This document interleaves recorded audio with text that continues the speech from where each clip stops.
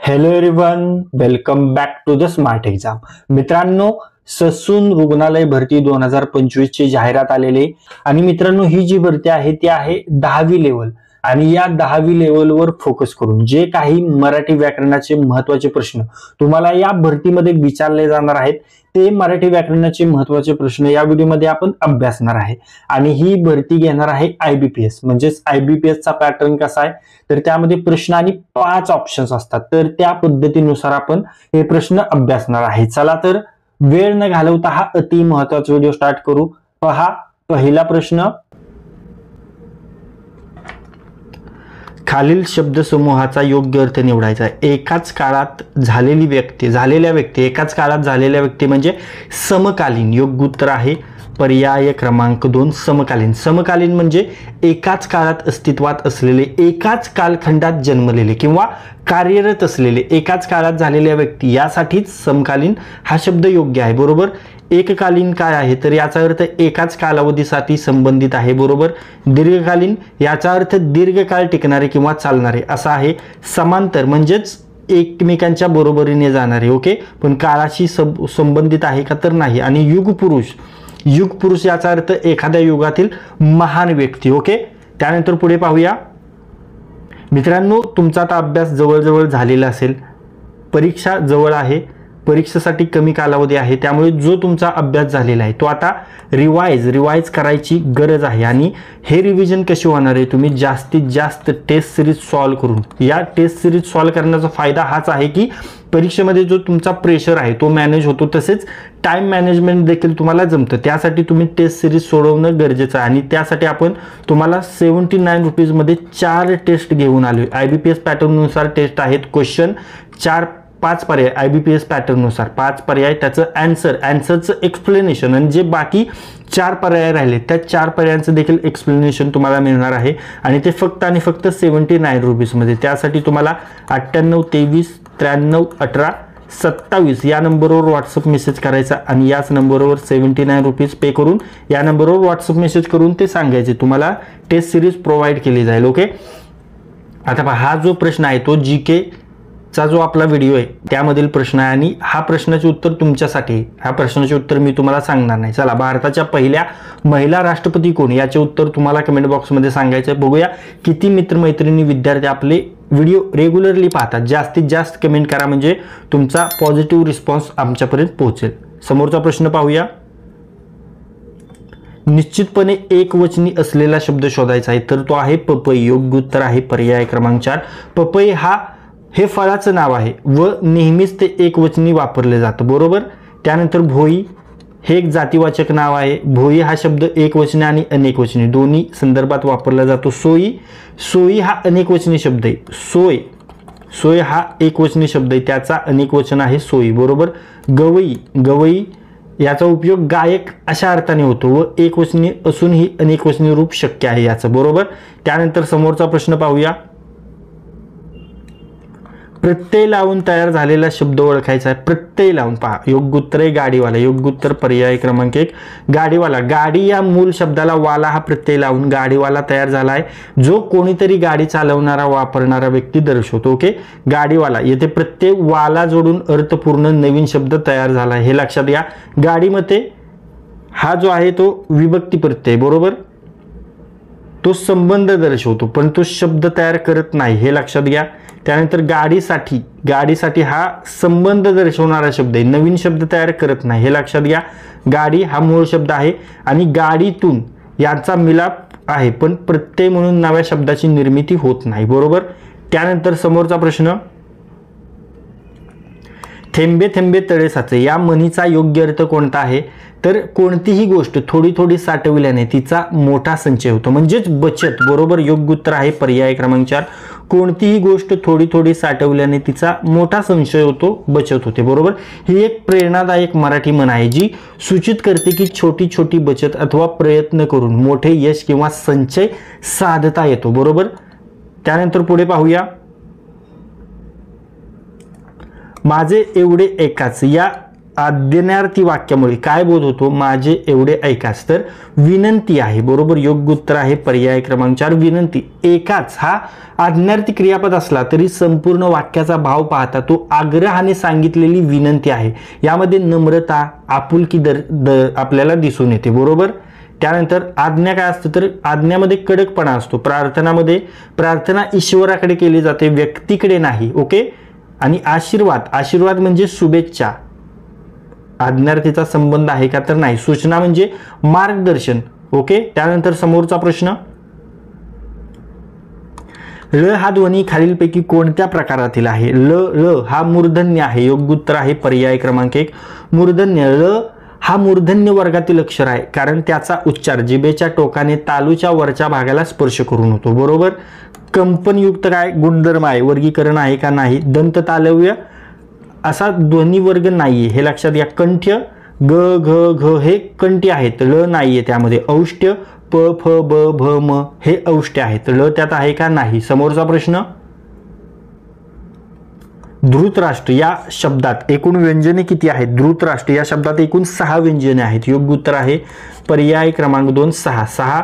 Okay. ध आहे plus रू, ओके, प्लस त अधिक रा अधिक श अधिक ट आणि अधिक र. ही यामध्ये रू स्वर आहे.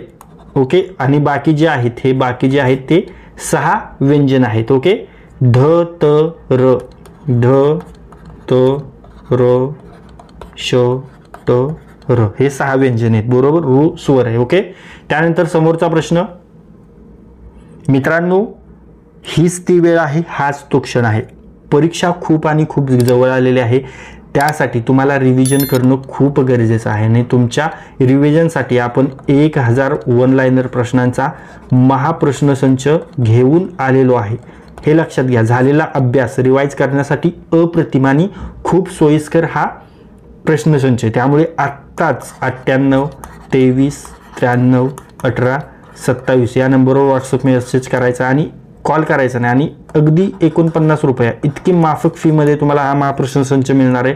आणि यासोबत तुम्ही जर हा महाप्रश्नसंच घेतला तर तुम्हाला इंग्लिश व्होकॅब्युलरी नोट्स आणि मराठी शब्दसंग्रह वन लाइनर प्रश्न हे फक्त 21 रुपयांमध्ये मिळणार आहे. म्हणजे या तिन्ही नोट्स जर तुम्ही घेतल्या तर त्या फक्त आणि फक्त 70 रुपयांमध्ये मिळणार आहेत. त्यामुळे आत्ताच हा महाप्रश्नसंच आणि या नोट्स घ्या. त्या तुम्हाला 98 23 93 18 27 या व्हॉट्सअप नंबरवर मिळतील आणि आपल्या अभ्यासाला एक वेगळी दिशा द्या. आता पहा, गोडवा या शब्दाचा प्रकार सांगायचा. गोडवा भाववाचक नाम आहे. योग्य उत्तर आहे पर्याय क्रमांक 3 भाववाचक नाम. गोडवा हा गोड या विशेषणापासून तयार झालेलं भाववाचक नाम आहे. गोडवा म्हणजे गोडपणा, हे एखाद्या गुणधर्माचं नाव आहे, बरोबर. भावना दर्शवते, राईट.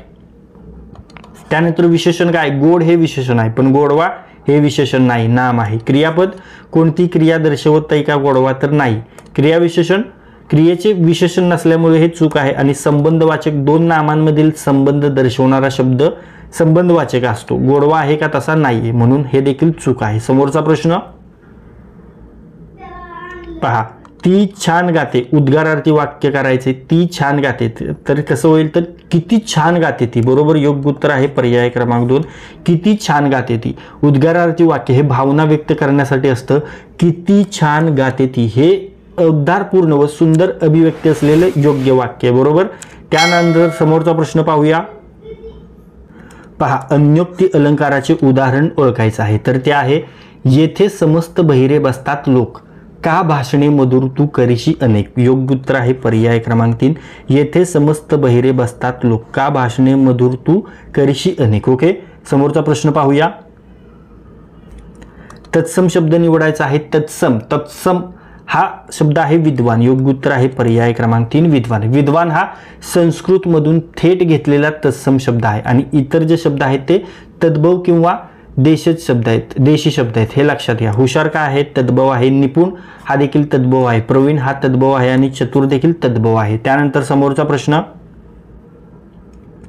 तो नाटकात भिकंभट झाला होता, या वाक्यातील विधिपूरक ओळखायचं आहे. तर ते आहे भिकंभट. योग्य उत्तर आहे पर्याय क्रमांक 3 भिकंभट. झाला या क्रियेस पूरक म्हणून भिकंभट वापरला आहे, म्हणून तो विधिपूरक आहे, बरोबर. नाटकात काय स्थलवाचक आहे, तो काय करता आहे. ओके. त्यानंतर झाला आहे क्रियापद. समोरचा प्रश्न पाहूया. पहा, अर्णव या शब्दात समानार्थी शब्द ओळखायचा आहे. अर्णव, रत्नाकर हा समानार्थी शब्द आहे. योग्य उत्तर आहे पर्याय क्रमांक 4 रत्नाकर. अर्णव या संस्कृत शब्दाचा अर्थ महासागर किंवा समुद्र असा होतो. रत्नाकर हा देखील समुद्रासाठी वापरला जाणारा शब्द आहे, जो रत्नांचा साठा असलेला असे दर्शवतो. बरोबर. त्यानंतर सुज्ञ म्हणजे शहाणा, बुद्धिवान. सुवर्ण म्हणजे सोने, आत्मज म्हणजे पुत्र. बरोबर. आणि सरोवर हे सांगितलं जलाशयासाठी आहे, परंतु सरोवर म्हणजे सरोवर तलाव. महासागरा इतका विशाल असतो का, तर नसतो. पुढे पाहूया.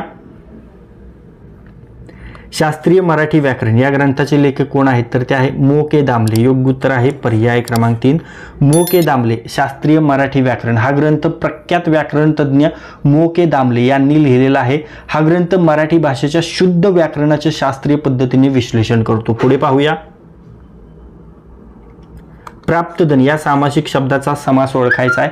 प्राप्तधन म्हणजे द्वितीय विभक्ती बहुर्वी. ओके. योग्य उत्तर आहे पर्याय क्रमांक 3 द्वितीय विभक्ती बहुर्वी. प्राप्तधन म्हणजे प्राप्त झालेले धन. येथे प्राप्त हे क्रियाविशेषण असून धन या नामाला विशेष्य आहे. हे द्वितीय विभक्ती बहुर्वी समासात येतं. बरोबर. त्यानंतर समोरचा प्रश्न. एखाद्या अक्षराचा उच्चार करण्यास जो कालावधी किंवा वेळ लागतो त्यास काय म्हणतात, त्यास मात्रा म्हणतात. योग्य उत्तर आहे पर्याय क्रमांक 1 मात्रा. मात्रा म्हणजे ध्वनीच्या उच्चारासाठी लागणारा वेळ किंवा कालावधी. दीर्घ आणि ऱ्हस्व उच्चार याप्रमाणे मापन होतं. बरोबर. त्यानंतर समोरचा प्रश्न.